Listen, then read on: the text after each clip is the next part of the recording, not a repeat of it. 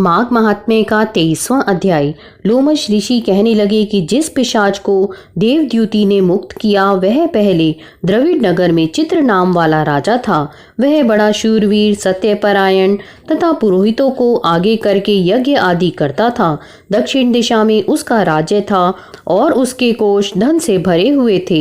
उसके पास बहुत से हाथी, घोड़े और रथ थे और वह अत्यंत शोभा को प्राप्त होता था। बहुत से स्त्रियों के साथ क्रीड़ा करता था और अनेक यज्ञ उसने किए थे।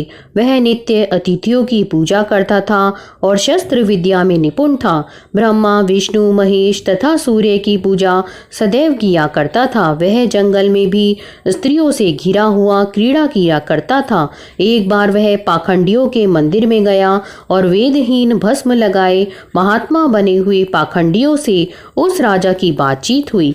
पाखंडियों ने कहा कि हे राजन, शैव धर्म की महिमा सुनो।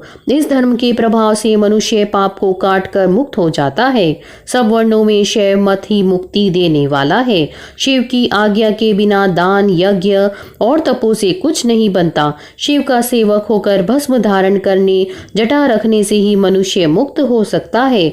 जटा धारण करने तथा भस्म लेपन से ही मनुष्य शिव के समान हो जाता है। इसके बराबर कोई पुण्य नहीं है। जटा भस्म धारण किए हुए सभी योगी शिव के सदृश होते हैं। अंध, जड़, नपुंसक तथा मूर्ख सब जटा से ही पहचाने जाते हैं। शूद्र वर्ण के शैव भी पूजनीय है।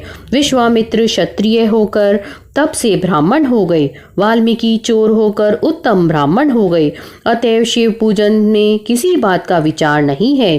तप से ही ब्रह्मत्व प्राप्त होता है, जन्म से नहीं। इस कारण शैव का दर्शन उत्तम है तथा शिव के सिवाय दूसरे देवता का पूजन न करें। शिव तपस्वी को विष्णु का त्याग करना चाहिए। विष्णु की मूर्ति का पूजन नहीं करना चाहिए। विष्णु के दर्शन से शिव का द्रोह उत्पन्न होता है और शिव के द्रोह से रौरव आदि नरक मिलते हैं। इसी से भवसागर से परे होने के लिए विष्णु का नाम भी नहीं लेना चाहिए। शिव भक्त निशंक होकर जो शिव से प्रेम करता है वह कैलाश में वास करता है, इसमें कुछ संदेह नहीं।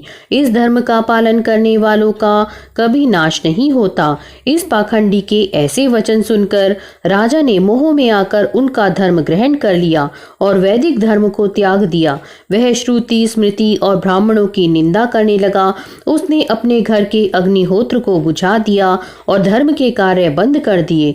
विष्णु की निंदा और वैष्णवों से द्वेष करने लगा और बोला, कहाँ है विष्णु?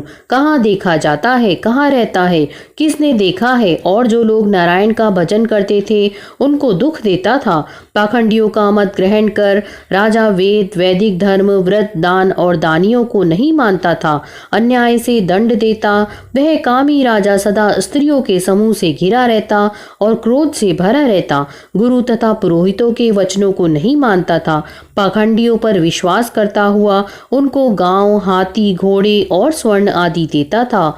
उनके सब कार्य करता, भस्म धारण करता और मस्तक पर जटा रखता था। और जो कोई विष्णु का नाम लेता उसको मृत्यु दंड दिया जाएगा। यह ढिंडोरा उसने पिटवा दिया था। उसके भय से ब्राह्मणों तथा वैष्णवों ने उस देश को छोड़ दिया और दूसरे देशों में चले गए। सारे देशवासी केवल नदी के जल से जीते थे। जीविका से दुखी होकर वृक्ष आदि नहीं लगाते थे, न ही खेती बाड़ी करते थे।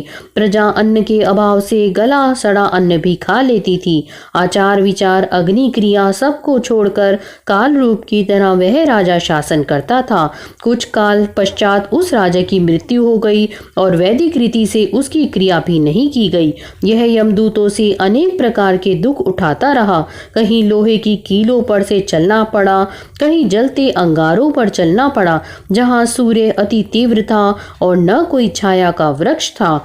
कहीं लोहे के डंडों से पीटा गया, कहीं बड़े बड़े दांतों वाले भेड़ियों और कुत्तों से काटा गया। इस प्रकार दूसरे पापियों का हाहाकार सुनता हुआ वह राजा यमलोक में पहुंचा। यहाँ पर माघ महात्म्य का 23वां अध्याय पूर्ण होता है। अगर आपको ये पसंद आया है तो इसे लाइक करें, अपने फ्रेंड्स के साथ शेयर करें और हमारे चैनल स्पिरिचुअल वैल्यूज़ को सब्सक्राइब करें। धन्यवाद।